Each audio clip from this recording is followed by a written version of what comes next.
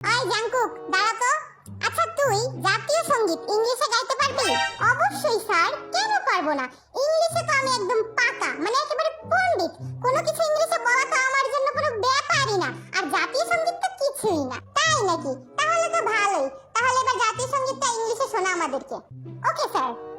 My gold Bangla, I love you, চিরদিনই your sky, চিরদিনই your sky, your sky my হার্টে, ও মাদার মাই হার্টে বাজায় বাঁশি gold Bangla, I love you.